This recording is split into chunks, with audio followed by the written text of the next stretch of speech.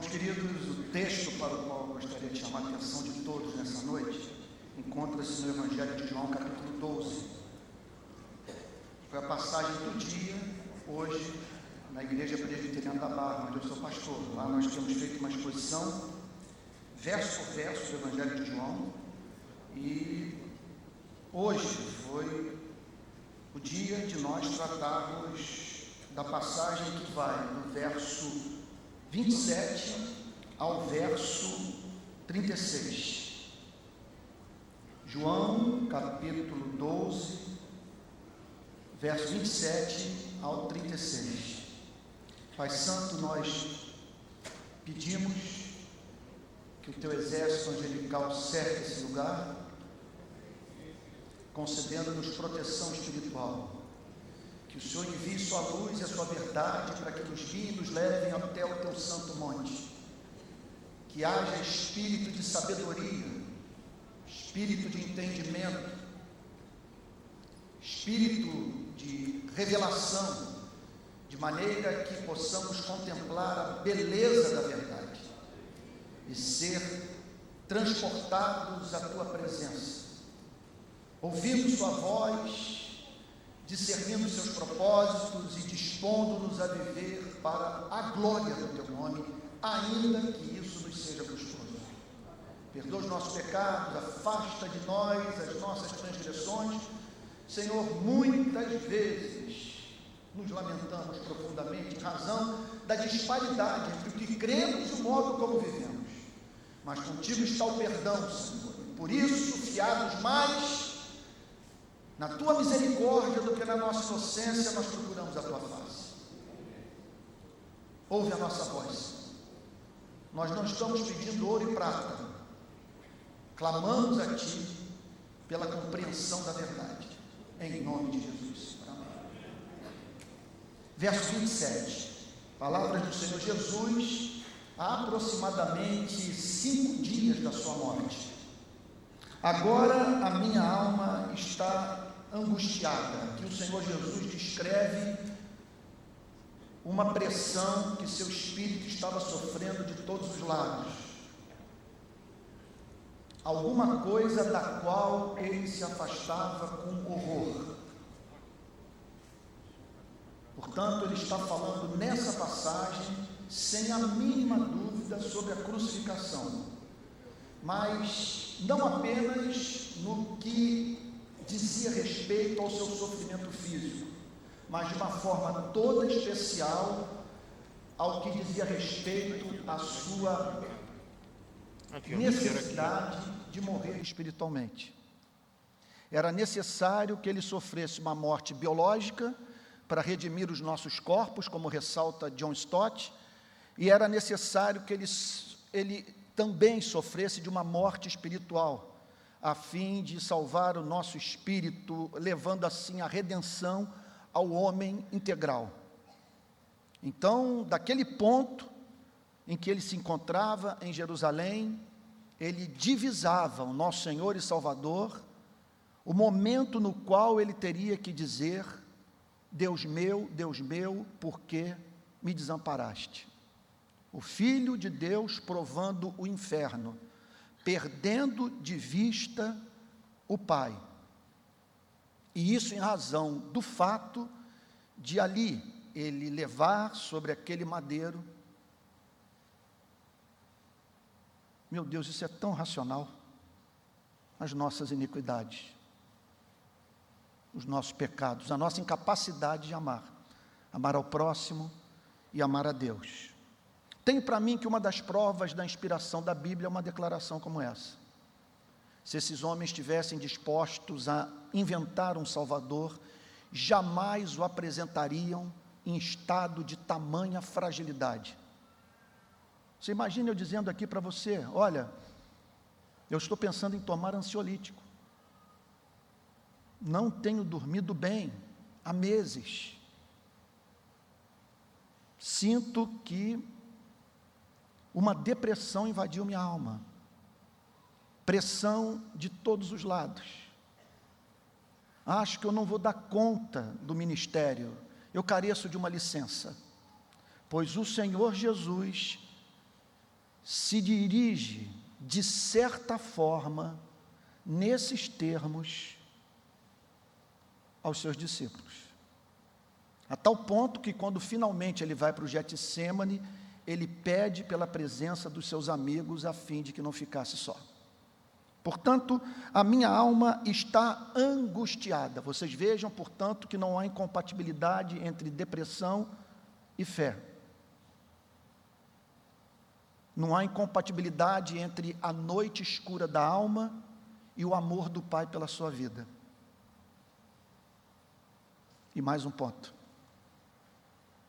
Precisamos ser alertados quanto ao fato que a vida cristã não é fácil, nem para você, nem para mim. E que muitas vezes nós podemos nos deparar com um quadro como esse. O Evangelho pedindo, de alguma forma, alguma espécie de morte, a fim de que pessoas encontrem a vida através de você e de mim. Por isso, essa declaração: a minha alma está angustiada, e o que direi? Que declaração formular? Que oração elaborar diante de um momento tão dramático como esse, provar do inferno? O que dizer? E aí o Senhor Jesus expressa uma oração que, na opinião dos estudiosos, não deveria vir acompanhada, tal como podemos observar na nossa Bíblia em português, por esse ponto de interrogação. Porque ele não estaria fazendo uma pergunta, ele estaria fazendo a mesmíssima oração que viria fazer no Getsêmani. Pai, tudo te é possível. Se possível, afasta de mim esse cálice. Contudo, não seja o que eu quero, e sim o que tu queres. Portanto, ele formula, ele elabora, ele expressa uma oração. Pai, muito importante observar que ele não perde de vista a comunhão eterna com o Pai, a filiação, a amizade, a lealdade do Pai. Pai, salva-me desta hora. Portanto, ele aqui apresenta na sua humanidade uma oração. Salva-me desta hora, porque eu nasci para isso. Porque ele não veio para se oferecer como um exemplo para a humanidade, a fim de que a humanidade, mediante a decisão de imitá-lo, alcançasse a redenção. Isso tornaria a nossa situação pior do que a situação do povo hebreu sob a liderança de Moisés. Ele não veio para nos apresentar um exemplo de vida a ser imitado tão somente. Ele veio para nos salvar, ele veio para aquela hora, ele veio para dar sua vida em propiciação pelos nossos pecados. Esse é um vocábulo com o qual você tem que estar familiarizado. Propiciação. Ali ele tornou Deus propício a nós, porque era necessário que um da nossa espécie morresse, a fim de que Deus pudesse nos oferecer, na sua santidade, um perdão justo. Por isso, ele ora: Pai, salva-me desta hora. Se há algum modo de cumprir o seu propósito, que não demande o sofrimento que eu estou para atravessar, o qual antevejo e que me causa pânico, se possível, salva-me desta hora. É impressionante aqui como que ele nos apresenta o caminho do modo cristão de lidar com o sofrimento. Ele apresenta o seu desejo, contudo, o relativiza. Não. Eu sei que é impossível eu apresentar ao Pai um povo redimido, reconciliado, perdoado, selado pelo meu Espírito, sem que eu dê minha vida por ele. Não, pois foi precisamente com este propósito que eu vim para esta hora. O cristianismo, portanto, gira em torno dessa declaração. Foi precisamente com este propósito que eu vim para esta hora. Vocês estão familiarizados com o ponto? É essencial que nós o entendamos para que a fé faça sentido para vocês e faça sentido para mim. Porque ele declara: foi precisamente com este propósito que eu vim para esta hora. Eu não vim para apresentar um grande exemplo de renúncia, repito, a ser imitado. Eu vim para dar minha vida no Calvário pela minha igreja. E por que teria que ser assim? Porque o perdão é um problema para Deus. Pode não ser, de certa forma, um problema para a sua vida, mas para Deus é um problema que nós não conseguimos mensurar. Porque à luz de tudo que a Bíblia ensina, quando Deus age, Ele sempre age por inteiro na totalidade dos seus atributos.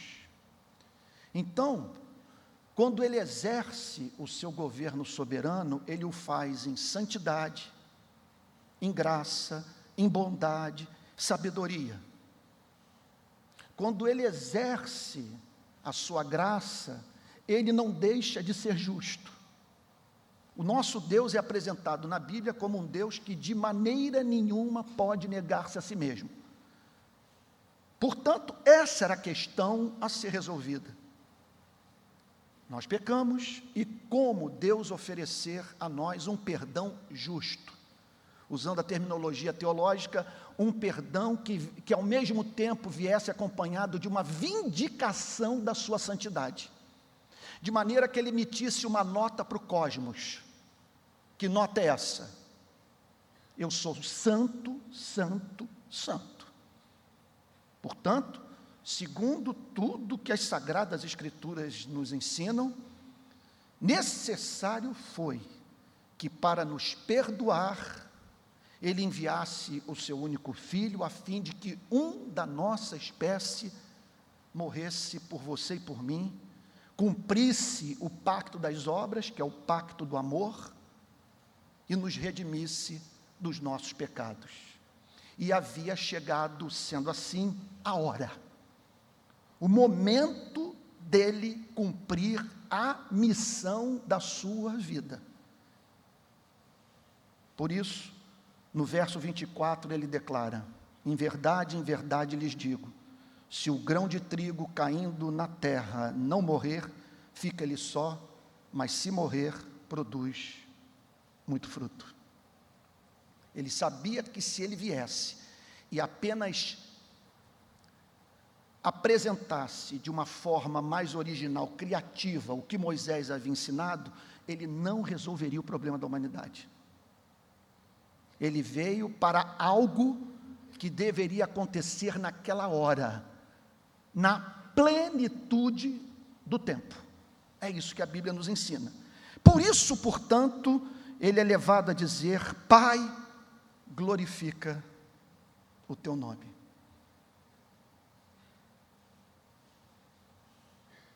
No meio do tormento todo, vem na hora da oração a figura do Pai.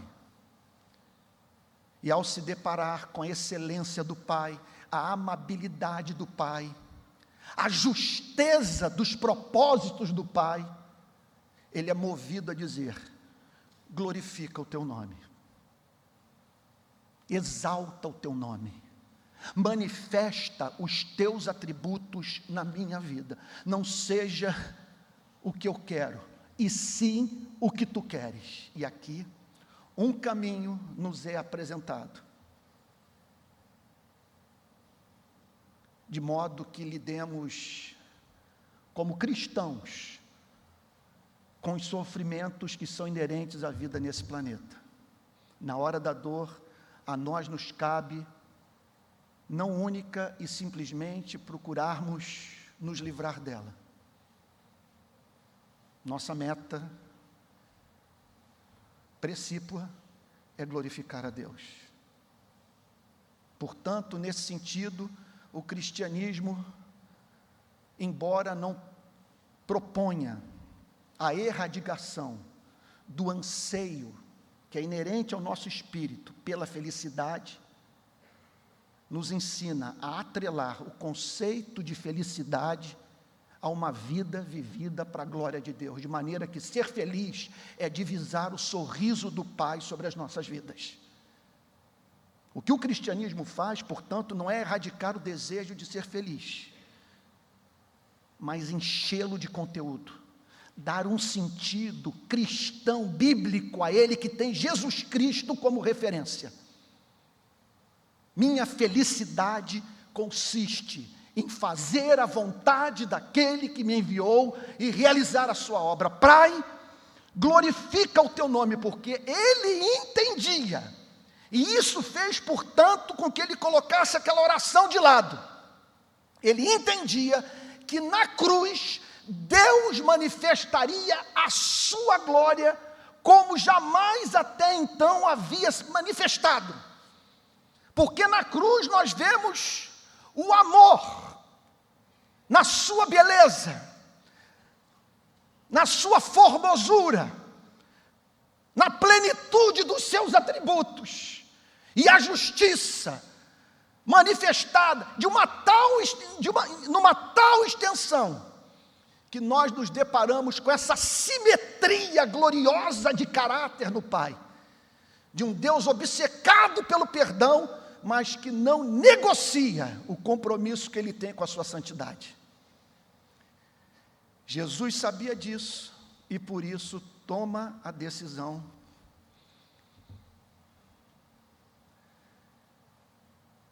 de pagar o preço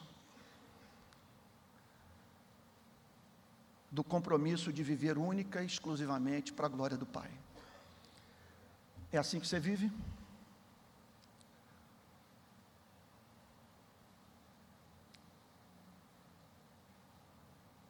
O que essa fé lhe tem custado?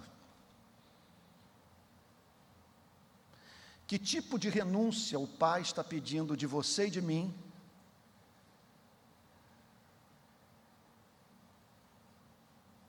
que se constitui em condição sine qua non para que Ele seja glorificado na sua e na minha vida? Pai, glorifica o teu nome. Tudo que eu quero é que tu te deleites na minha vida, que tu te vejas em mim, que eu te adore na renúncia, no cumprimento da minha vocação,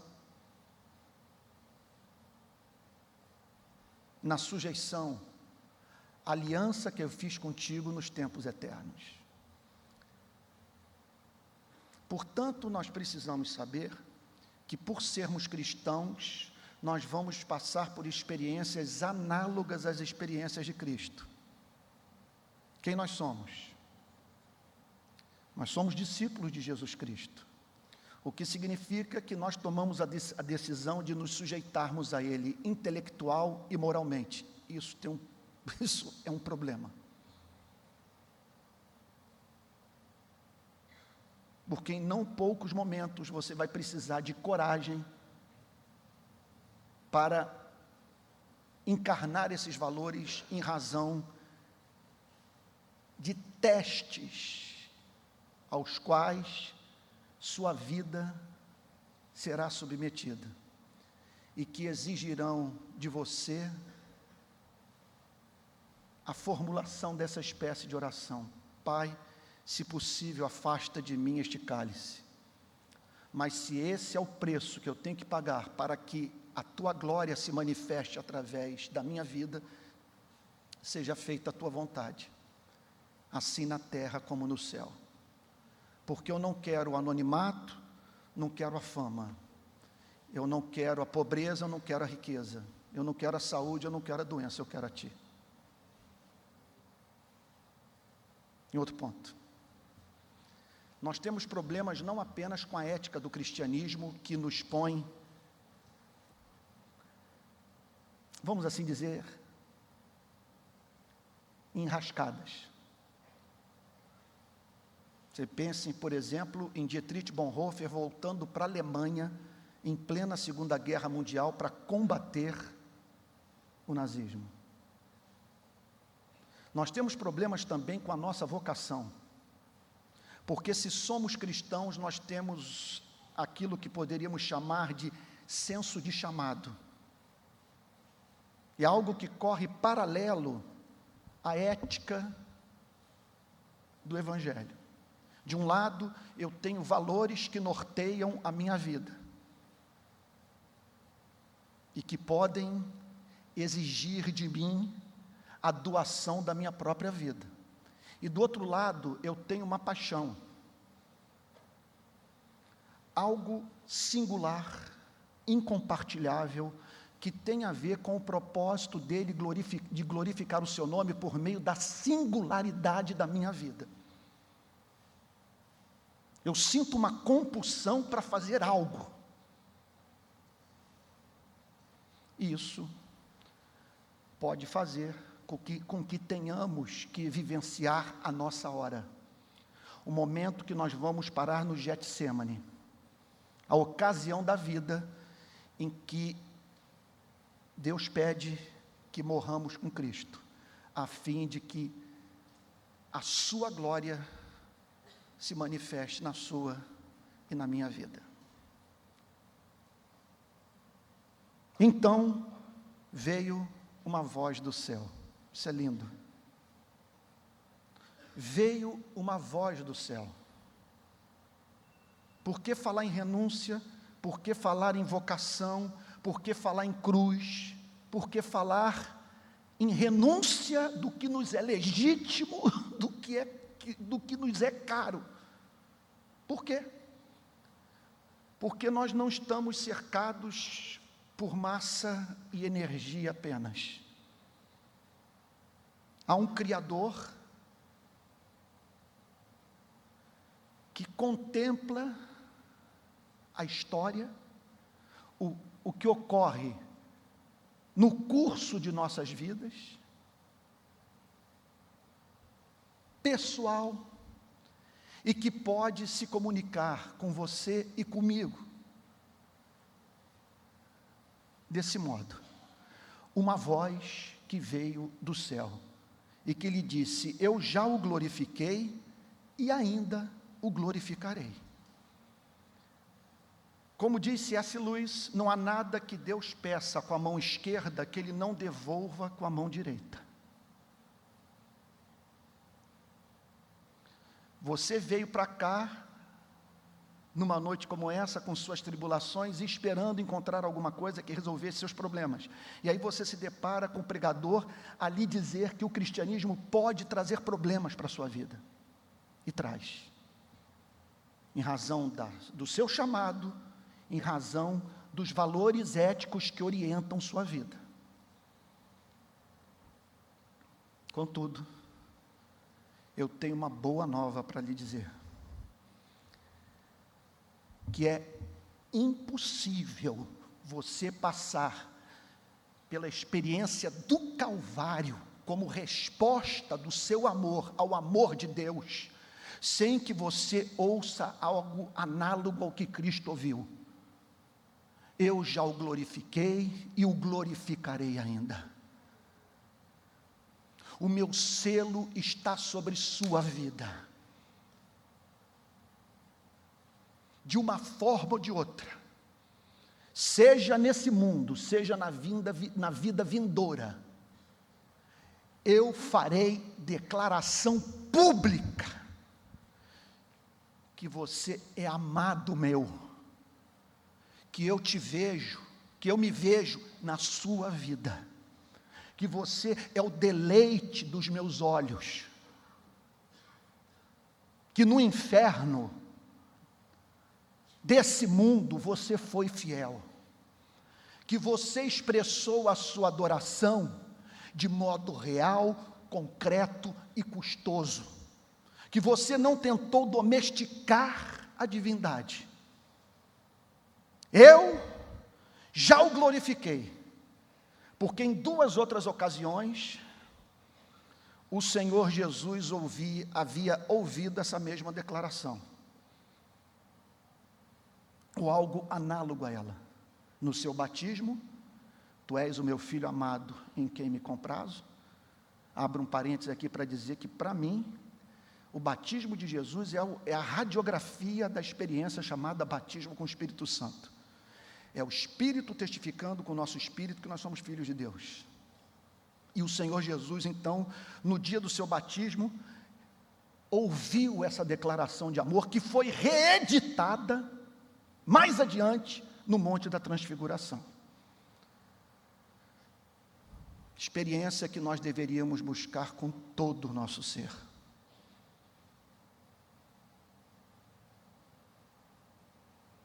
A ponto de nos agarrarmos ao anjo do Senhor e dizermos para ele: eu não te deixarei ir, se tu não me concederes esse gozo. Vocês estão lembrados da história que me parece que eu contei para vocês, de John Flavel, grande teólogo calvinista, o que aconteceu com ele quando ele foi batizado com o Espírito Santo, ou selado com o Espírito Santo, ou visitado pelo Espírito Santo? Ele conta que a experiência foi tão gloriosa, Jesus Cristo se tornou tão concreto e amável aos seus olhos, e o céu lhe foi revelado, de uma tal maneira como o seu eterno, excelente e amável lar. John Flavel conta que ele contemplou o rosto amável da morte. Você já contemplou o rosto amável da morte? Você imagine uma pessoa que lida com esse desassombro com aquilo do que todos nós nos afastamos horrorizados. Porque ele divisou a morte como o Jordão que ele teria que atravessar, e ao término de cuja travessia ele haveria de estar num reino eterno, um reino de justiça, um reino composto por pessoas excelentes, absolutamente amáveis, com todas em estado de espanto, de perplexidade, encanto e amor, por contemplarem a glória de Deus, não mais por espelho,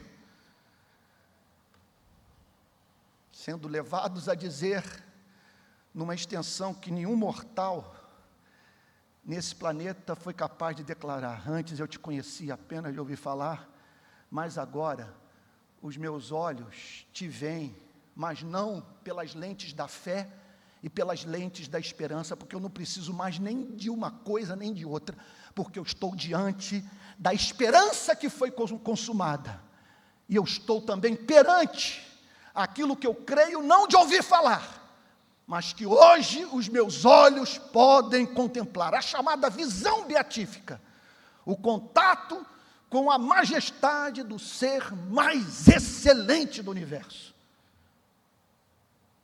E não é excelente? Você pare para pensar na existência concreta de um ser único, que não tem rival, não tem igual, ninguém é tão amável quanto ele, um ser autoexistente, um ser imutável e infinito.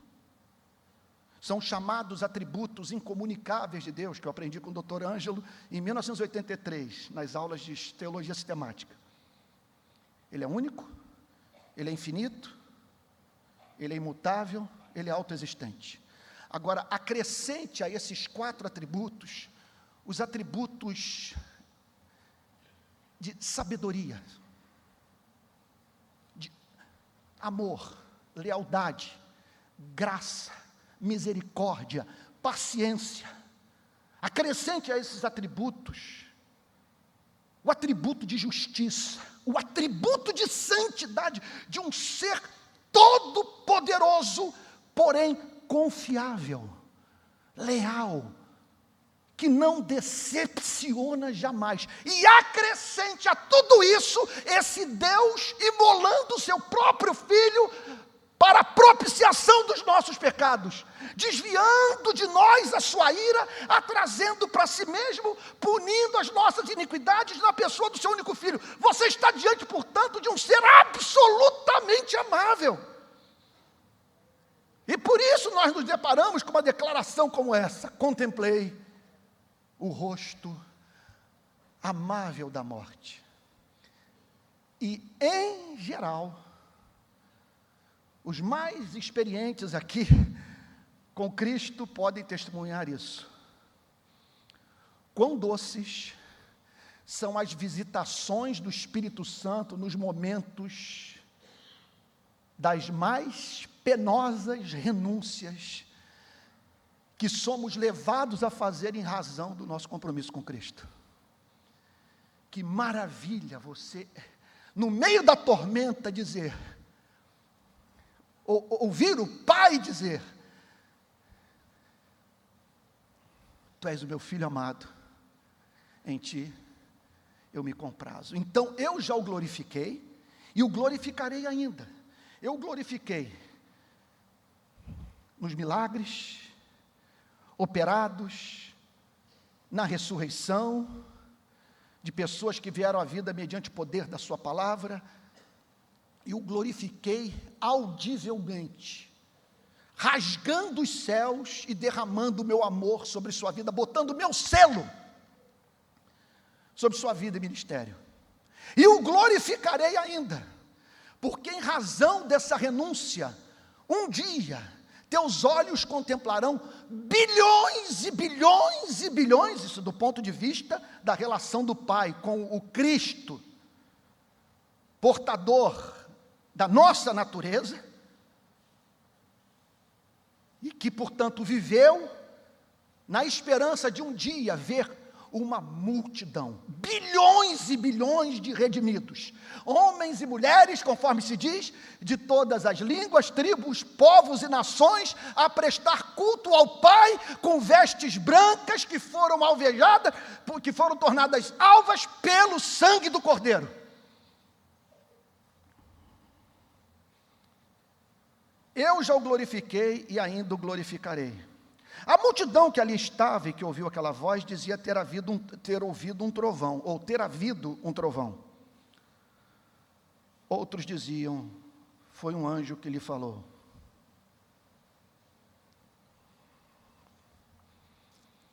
Hoje lá na nossa igreja, quando entramos nesse ponto, era um silêncio, conforme se diz, que nos possibilitava ouvir barulho de mosquito no ar. O Pai fala. Uns confundem a voz do Pai com a voz de uma criatura. Outros confundem a voz do Pai com um trovão. E uns poucos, e essa é a opinião de Calvino, eu concordo com ele, decodificaram a mensagem, que foi entendida como um barulho, ou como manifestação difusa de um ser angelical. Eu diria, se há algo na vida que deveria ser objeto da sua preocupação, é o que essa passagem nos ensina. Você vai trabalhar duro. Você vai conseguir o seu primeiro milhão antes dos 25 anos. Você vai conhecer o planeta.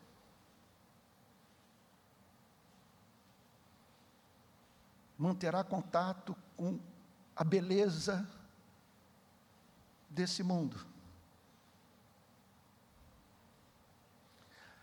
Assistirá às melhores peças, às mais bem feitas obras cinematográficas. Visitará os museus mais famosos.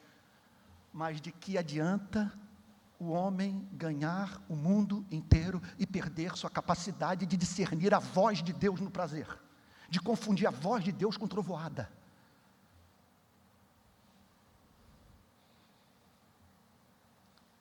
Eu diria para vocês o seguinte, que aqui está o principal motivo para nós abominarmos o pecado. Porque é o pecado que nos torna insensíveis à voz do Espírito e nos impede de contemplar essas manifestações de amor nos prazeres da vida. E o pior, não é que eles aqui não viram mistério, sem querer dar uma de poeta, no desabrochar de uma margarida. Eles não compreenderam o mistério do Evangelho.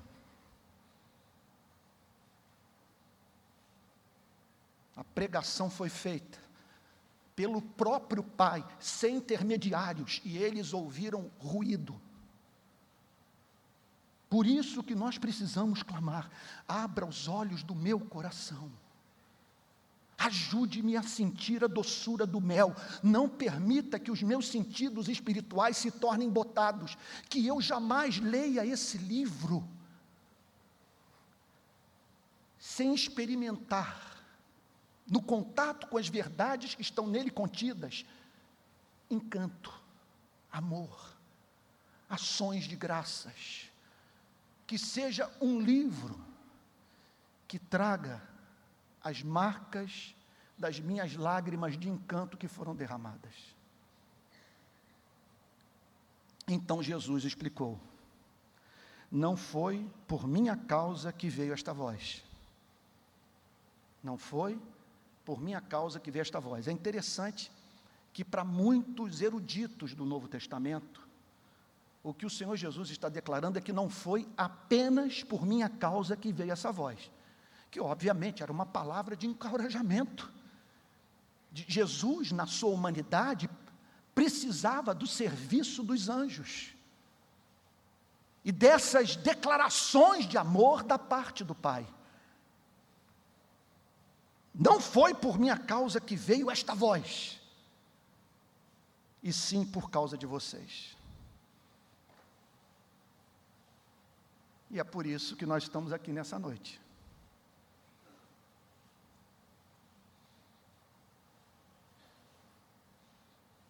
Meu Deus. Meu Deus. Jesus é tão amável, é tão excelente.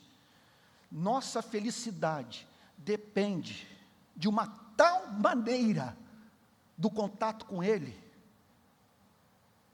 que o Pai, no seu infinito amor, foi movido a falar com voz de trovão, de maneira que os olhos da humanidade fossem postos nele.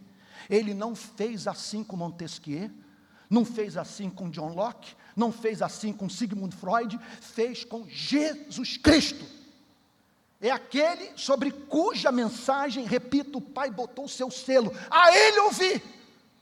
Por isso essa declaração: não foi por minha causa que veio esta voz, e sim por causa de vocês, porque é o Pai, em meio às minhas palavras, dizendo amém para aquilo que eu lhes ensino, a fim de redimi-los dos seus pecados.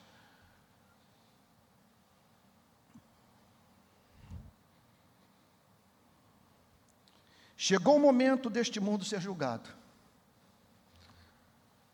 A voz onipotente serviu de preâmbulo, de preparo,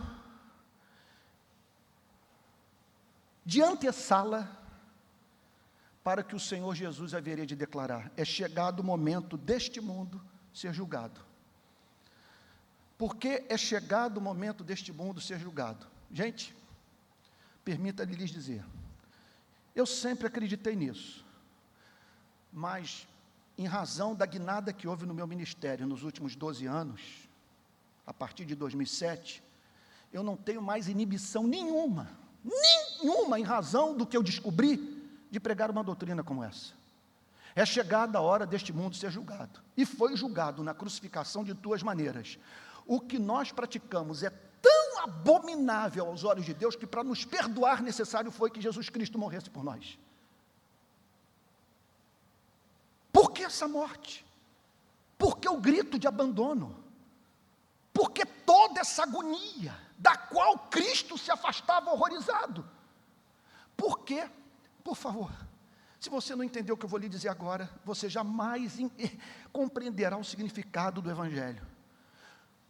Porque o que nós fazemos uns com os outros é repulsivo aos olhos de Deus. Porque o que nós estamos fazendo com esse planeta entristece o Espírito Santo. Porque o modo como nós ignoramos o que sustenta a nossa respiração é visto pelo Criador eterno como ingratidão. Ali o mundo foi julgado. Ali o Pai declarou que alguma coisa de muito grave ocorreu na relação dos seres humanos com Deus. E não apenas isso. O melhor da nossa espécie foi assassinado. O mundo foi julgado também dessa forma. Deus se fez homem e os homens não aguentaram conviver com a revelação.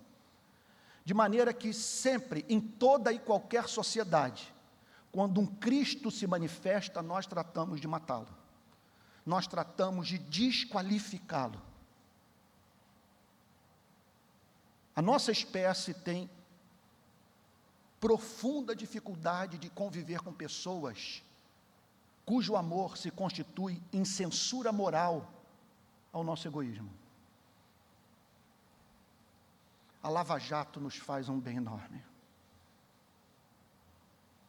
Conhecermos as biografias desses homens, que por tão pouco perderam tudo, levando o país à ruína, nos ajuda a conviver melhor com as nossas contradições.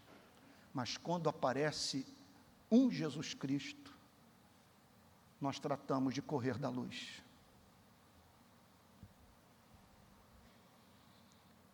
Chegou o momento deste mundo ser julgado, e aí uma nota de esperança. E agora, o seu príncipe será expulso. Vamos lá, é o tipo de doutrina. Às vezes eu fico pensando, né? Se tem alguém aqui me filmando para apresentar uma edição dessa mensagem na internet e me fazer passar por maluco, esse é o momento dessa pessoa, portanto, pegar material a ser editado. Porque eu acredito no que o texto diz, esse planeta está sob os ataques, sob as operações, as tramas infernais desse príncipe que tem, segundo o ensino claro da Bíblia, espíritos inteligentíssimos, poderosíssimos, que trabalham para ele num contexto de uma casa não dividida.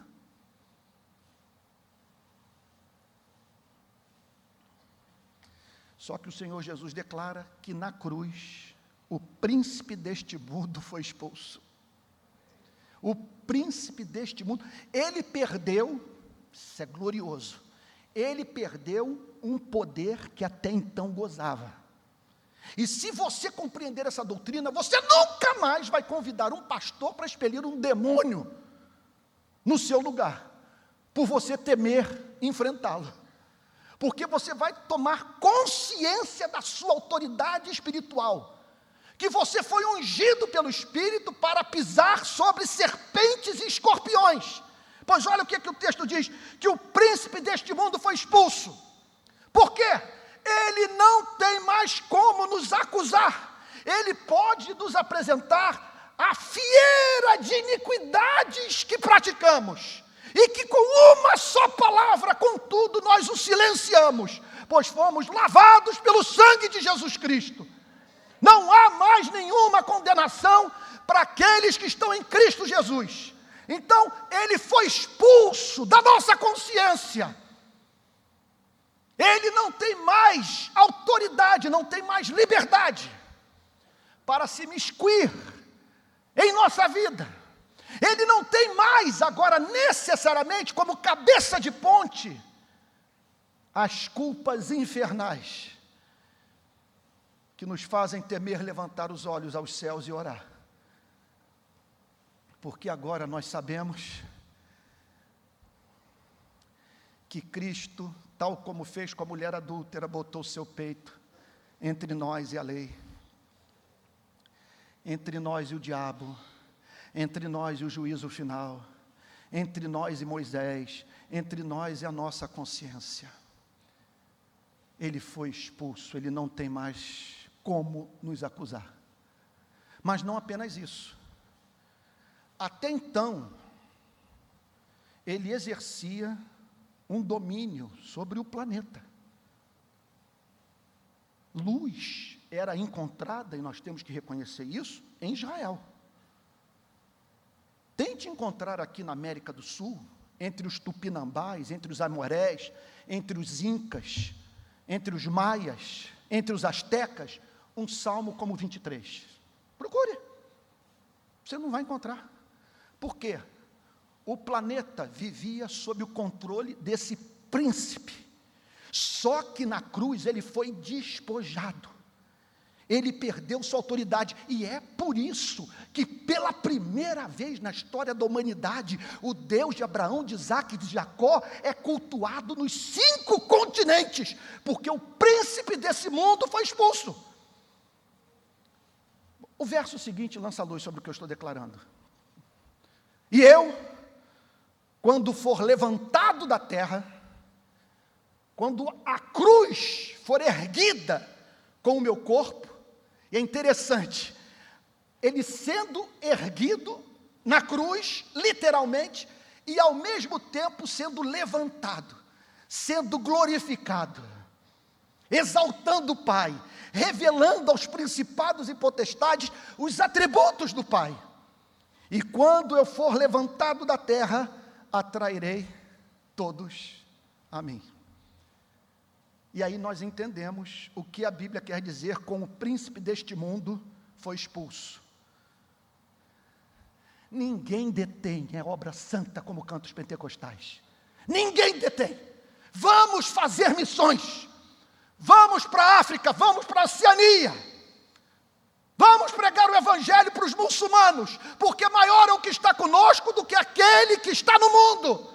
O príncipe deste mundo perdeu sua autoridade. E agora, com as armas espirituais, nem por força, nem por violência, nós estamos habilitados a avançar e declarar que Jesus Cristo é o Senhor, na esperança de que, em razão dessa obra de libertação espiritual, pessoas vão entender a nossa surpreendente mensagem. Que estímulo para pregar o Evangelho. Como essa passagem nos torna desassombrados. Eis que vos dei autoridade para pisar de serpentes e escorpiões, e estou convosco todos os dias, até a consumação dos séculos. Verso 33. Ele dizia isto significando com que tipo de morte estava para morrer. Todos entenderam o recado. Dizer que ele seria levantado foi compreendido por todos como ser crucificado. Aí gerou um impasse. A multidão disse: nós ouvimos da lei, aqui não apenas o Pentateuco, o Antigo Testamento inteiro, que o Cristo, que o Messias, permanece para sempre. Depois em casa, você não tem mais tempo, o meu horário estourou, você poderá checar em passagens do Antigo Testamento, textos que falam sobre o Filho do Homem, sobre o Messias, e que falam de uma autoridade que seria dada à descendência de Davi, alguém que assumiria o trono de Davi e que reinaria para sempre. E aqui vem o Senhor Jesus e introduz o assunto da sua morte. Nós ouvimos da lei que o Cristo permanece para sempre. Como então você diz que é necessário que o Filho do Homem seja levantado? Por que é necessária a crucificação à luz de passagens que falam do poder político, da autoridade do Messias, desse que haveria de vir para nos libertar de todo jugo político, de toda opressão econômica? Quem é esse Filho do Homem? Essa é a pergunta das perguntas. Eu não tenho tempo aqui para tratar disso. Vamos prosseguir para o final. Os 2 últimos versículos. Jesus respondeu: ainda por um pouco a luz está com vocês. Que coisa, meu Pai. Ainda por um pouco, veja só, não é a luz está em vocês. Vocês têm acesso à luz. O Filho do Homem está entre vocês. Vocês estão diante da oportunidade, como jamais tiveram, de saber quem são, de onde vieram e para onde vão. A luz está ao lado de vocês, está perto de vocês. Meu Deus, que declaração. É por isso que eu sou pregador. Se você me perguntar, por que você não se envolve com outros assuntos dessa vida? Eu diria para você, eu estou absolutamente certo que Jesus é a luz. E que Ele nos possibilita entender a nós mesmos. Saber quem somos, de onde viemos, para onde vamos. Que uma vida não examinada não é digna de ser vivida. E em Jesus Cristo eu tenho resposta para as grandes questões da existência, e para a maior de todas elas, como me reconciliar com o meu Criador contra quem eu pequei. Ele é a luz. O texto, portanto, declara: ainda por um pouco a luz está com vocês. E aí o Senhor Jesus faz uma aplicação. O segredo da arte da pregação eficaz é o pregador extrair do texto a doutrina e aplicar, e apresentar suas consequências práticas. Esse é o estilo de pregação que você vai encontrar, por exemplo, na história do calvinismo inteiro. Texto, doutrina, aplicação. Texto, doutrina, aplicação. Aqui ele apresenta a doutrina: a luz está com vocês. O Messias se manifestou. Vocês agora estão em condição de saber quem é o Criador. E o que Ele pede dos seres humanos. E como que os seres humanos podem se reconciliar com Ele. Sendo assim, andem enquanto vocês têm a luz. Gente, Ele está dizendo o seguinte: façam algo com este conhecimento. Tomem decisões com base nele. Vocês ouviram a voz do Pai. O Pai botou o seu selo sobre o Filho. Jamais botou os pés no solo desse planeta um ser tão excelente. A luz está ao lado de vocês. Tomem decisões urgentes. Se aproximem dEle. Entreguem o coração a Ele. E vivam para a glória do seu santo nome. Imitem o seu exemplo. Relativizem a vida neste mundo e tornem como valor absoluto o viver para a glória de Deus, ainda que isso seja custoso.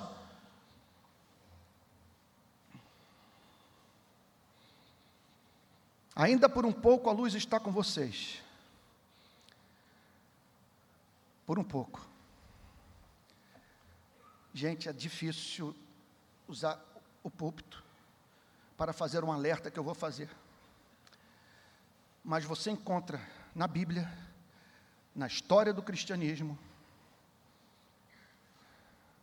o fato de que Deus pode suprimir essa luz na vida de pessoas, de igrejas, de cidades, de países inteiros, quando o seu espírito é entristecido.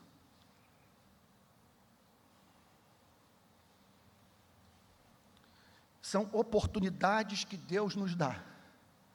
É Deus dizendo: eis que estou à porta e bato. E todo aquele que ouvir minha voz, abrir a porta, entrarei em sua casa, cearei com ele e ele comigo. Andem enquanto vocês têm luz.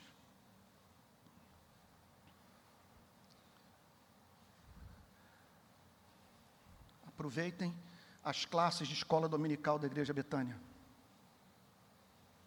Não abram mão dos cultos de domingo.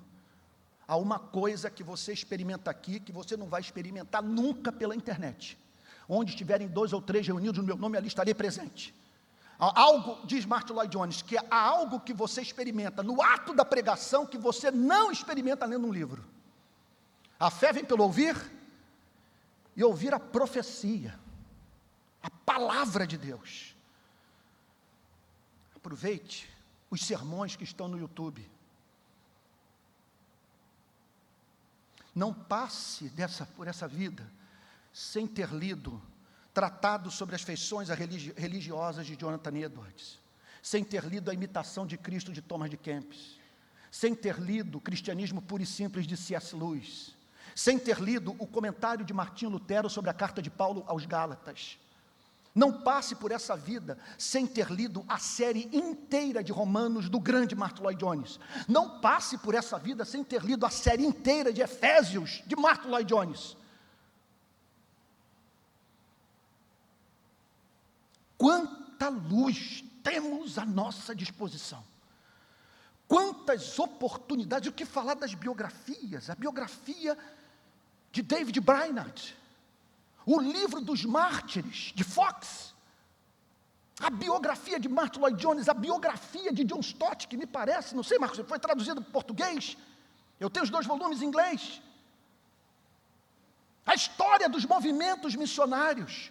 Aproveite as oportunidades que a graça de Deus está oferecendo, para que você se aproxime de Jesus, separe tempo para ser santo. Ainda por um pouco a luz está com vocês, andem enquanto vocês têm a luz, para que não sejam surpreendidos pelas trevas, para que as trevas não se estabeleçam definitivamente, e vocês nem se deem conta disso. Mas ele apresenta um alerta mais dramático ainda. E quem anda nas trevas, não sabe para onde vai. Em razão de você estar nas trevas e viver uma vida inerente a tal condição espiritual, a qualquer momento, você pode tropeçar, e de uma forma definitiva.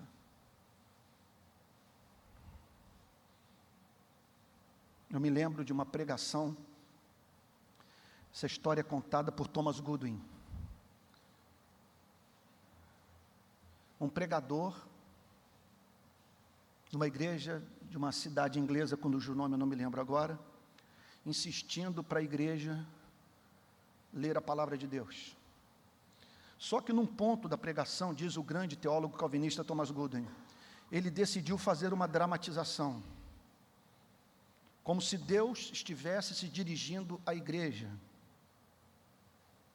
usando a voz do pregador.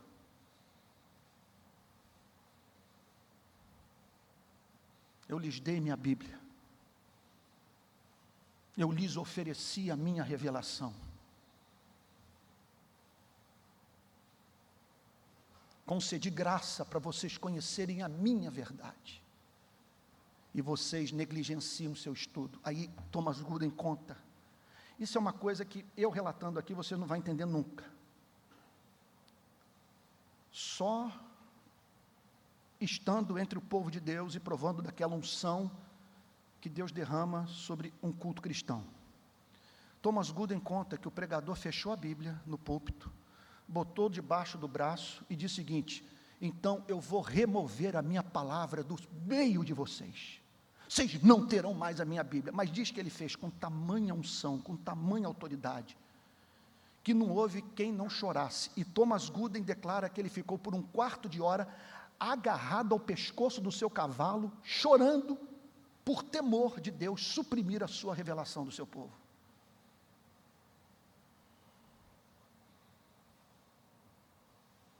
Quem anda nas trevas não sabe para onde vai. E aí o Senhor Jesus faz uma dramatização. Olha lá o verso 36, último versículo. Enquanto vocês têm a luz, enquanto vocês têm o ministério de um pastor, Vocês têm uma igreja onde a palavra de Deus é pregada, livros são produzidos, sermões são gravados e tornados disponíveis nas redes sociais, enquanto vocês têm grupos pequenos e amplas oportunidades de conhecerem o Criador. Creiam na luz, confiem na luz, meditem sobre as reivindicações da luz, as prerrogativas da luz. Enquanto vocês têm a luz, creiam na luz. Aí a declaração, a promessa, observe isso, para que se tornem filhos da luz, para que a luz não esteja mais entre vocês, mas em vocês. E aí o grande sonho que nenhuma cirurgia plástica, nenhum botox, nenhum cosmético será capaz de produzir. Não queremos ser vistos, não queremos ser amados, não abominamos ser ignorados. Você vem falar com o pastor e percebe claramente que os olhos dele passam por cima dos seus ombros, a fim de identificar alguém, quem sabe, mais importante para a vida da igreja, supostamente, do que você. Como amamos ser vistos, como amamos ser honrados, ser reconhecidos. E o Senhor Jesus, nessa passagem, fala sobre a visibilidade da visibilidade. Você se tornar um filho da luz, você ter o DNA do Pai das luzes, da sua vida, iluminar a vida daqueles que a providência divina fará que passem o seu caminho, passem pelo seu caminho. Você será tornado filho da luz, pessoas se depararão com a sua excelência, vai ter gente orando para você não morrer, porque sua vida passou a ser tida como preciosa. Quando você chega, a sua presença faz bem, os fardos dos seres humanos caem dos seus ombros, sua presença é presença bendita, é presença bem-aventurada, é presença santa, porque você creu na luz, aproveitou as oportunidades da luz,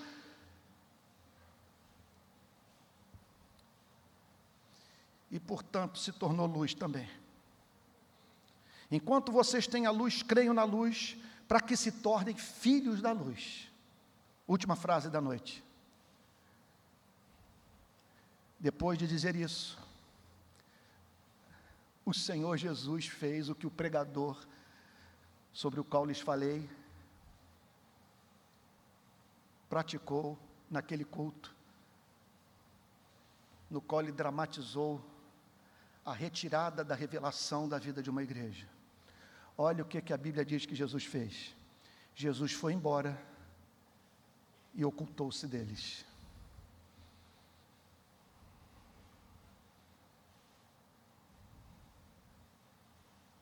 Muitos são chamados, mas poucos os escolhidos. E o que caracteriza a vida do escolhido é se agarrar a essas oportunidades que são concedidas pela providência divina.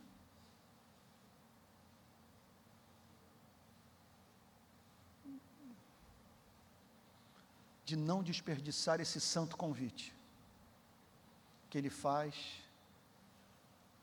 para que você o conheça, prove da sua redenção e se torne íntimo daquele que o criou, contra quem você pecou e que não desistiu de amá-lo.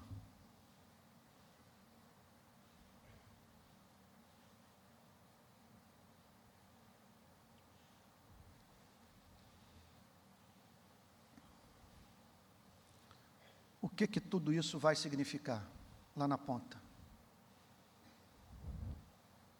Fé em Jesus Cristo e fé que nos levará a viver a vida de Jesus Cristo. Vida na luz, que reflete a luz, que manifesta a luz. E o que caracteriza essa vida?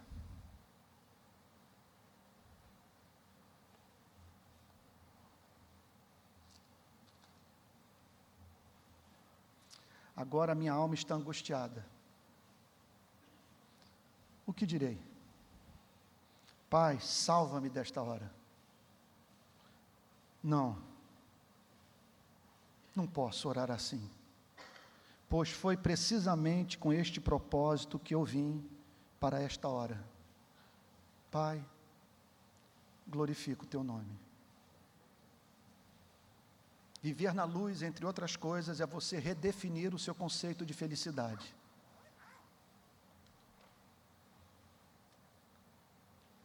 Ser feliz para o que anda na luz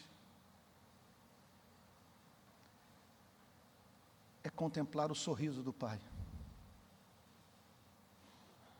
E no momento da mais alta renúncia, que você tem que abrir mão do que lhe é mais caro, ter como consolação, que produz alegria indizível, cheia de glória, o Pai lhe dizer: tu és o meu filho amado, em ti eu me comprazo. O que vamos fazer dessa mensagem? O que vamos fazer dessa passagem? Há algo que nós podemos fazer agora, nesse lugar, que é orar para que aquilo que foi compreendido pela mente seja lançado para dentro do coração, transformado em afeição santa, que mova a nossa vontade na direção de Deus. Andem enquanto tem a luz, é a exortação que o Filho de Deus nos faz. Vamos nos colocar de pé e orar?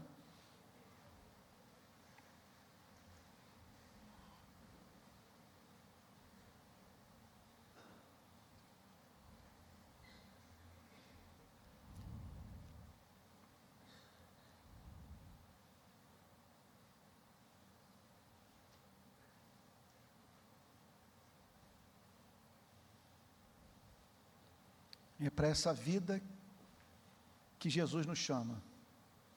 Crer no seu sacrifício, crer nos benefícios que podem ser auferidos em razão do que foi feito naquele dia, naquela hora.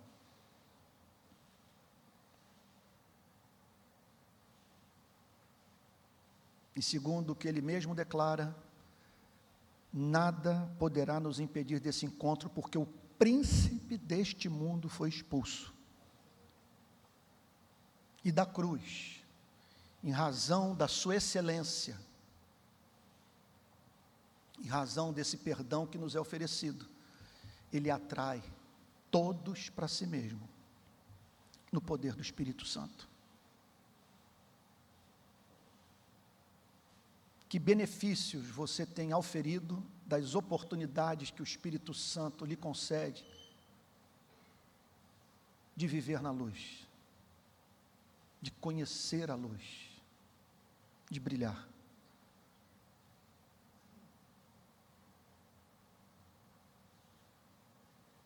Tudo que ele pede é que você creia,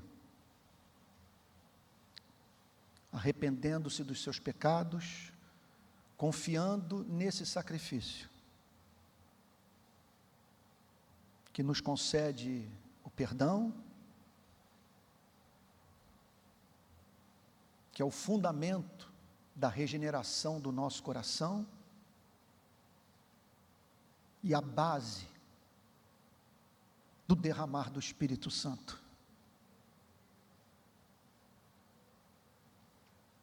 Se Jesus pede para andarmos na luz, é porque, pela sua graça, isso é possível. Está você angustiado? Não esperava receber um tratamento tão cruel da providência?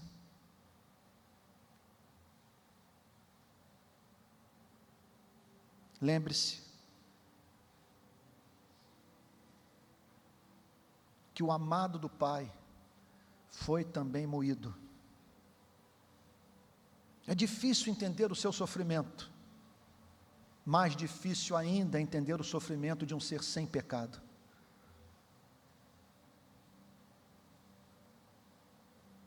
Você não está só, diz o Senhor.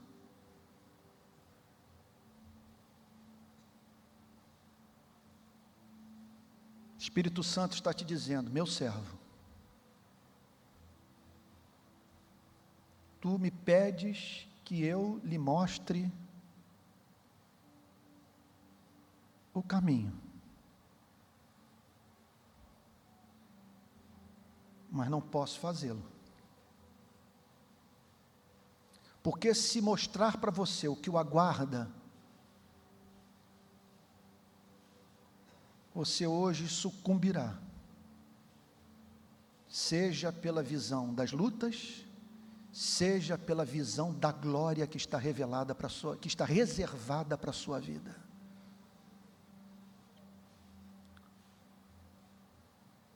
O que tenho a lhe prometer, meu servo, minha serva,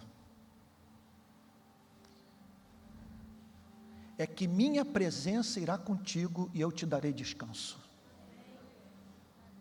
Tu não estarás sozinho nunca.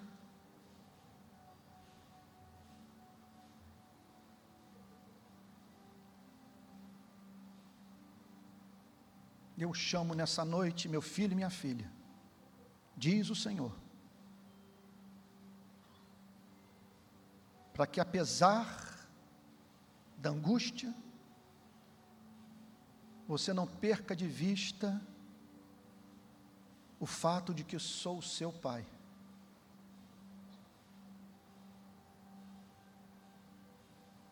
Sei que o meu chamado e a verdade que você abraçou tão apaixonadamente estão trazendo conflito para a sua vida. Você não esperava que fosse assim.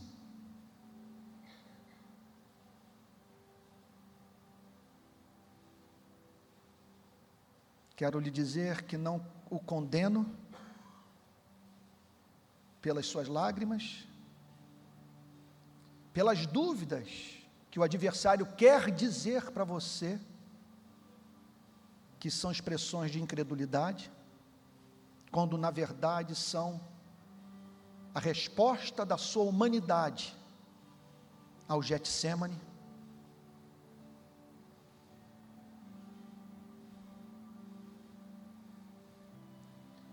Mas saiba, meu filho e minha filha,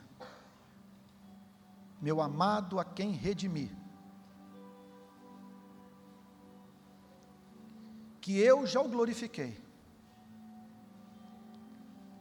que sua passagem por esta vida até agora não foi inútil,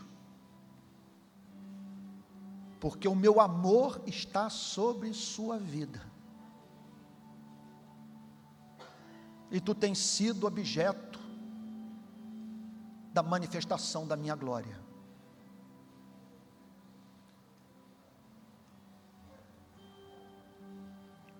Mais ainda, o glorificarei.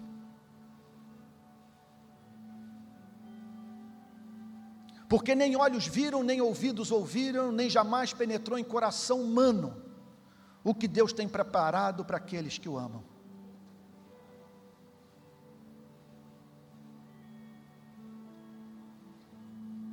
E ainda que nesta vida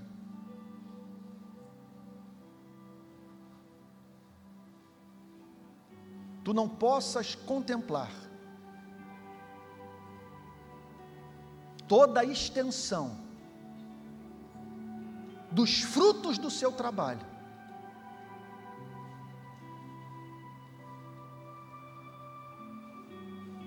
eu lhe afirmo que um dia, diante dos anjos, dos arcanjos, dos querubins, de todos os redimidos, eu declararei que eu tive fome e você me deu de comer, tive sede e você me deu de beber, estava nu e você me vestiu, sozinho e foi me visitar, foste fiel no pouco, sobre o muito te colocarei, entra no gozo do teu Senhor.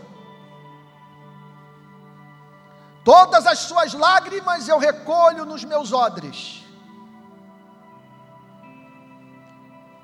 e não há renúncia sua, não há cruz que você tenha enfrentado,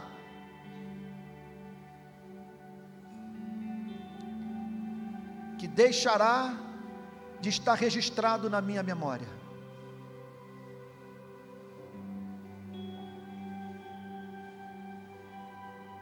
Sai da tenda, assim diz o Senhor,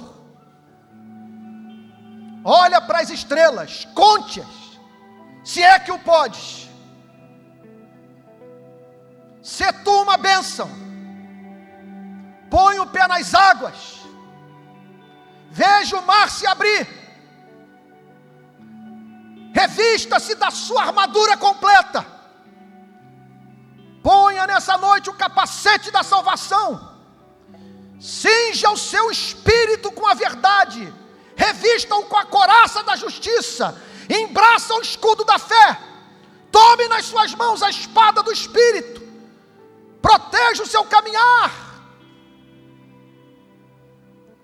com a bota da salvação e marche, pois o que tenho para realizar através da sua vida nem ainda começou.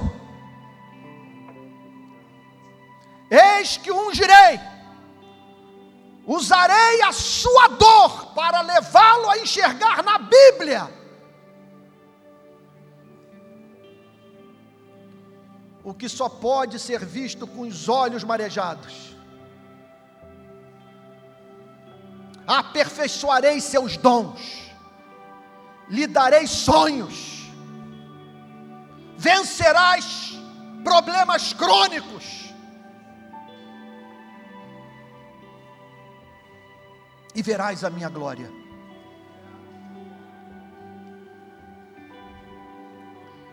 Pai Santo, que esse seja o nosso cristianismo, o cristianismo que nos une a Cristo na sua angústia. Como alguém já disse, vinde após mim e morra. Ouvimos o seu chamado e queremos te dizer que se participamos dos terrores de alma de Cristo, por conta do preço do discipulado, tudo o que queremos na vida é graça para vencermos o príncipe deste mundo e em tudo exalarmos o perfume de Jesus Cristo, relativizarmos as bênçãos temporais e termos como valor absoluto a tua glória, a exaltação do teu nome, a revelação dos atributos nas nossas vidas, especialmente quando essa fé nos é custosa. Encoraja a tua igreja, Senhor, em nome de Jesus. Põe o Espírito de Cristo, Senhor, na nossa querida igreja Betânia, de maneira que seja uma igreja de cristãos, igreja de homens e mulheres obcecados com o sonho de viver para a glória do Criador, imitando assim a Cristo, vivendo na luz, trazendo terror para o inferno, amordaçando o príncipe deste mundo, que não pode mais deter o avanço do seu povo. A ti toda honra, toda glória e todo louvor, Senhor amado, pelos séculos dos séculos. Ó amor da nossa vida, lírio dos vales, estrela da manhã, luz do mundo, nós o amamos e não temos outra esperança, nenhum outro sentido para viver, não esperamos nada da vida que não seja fazer o nosso Deus ter prazer em nossas vidas. Faz assim, ó Espírito Santo, viabilize esse sonho, em nome de Jesus, amém.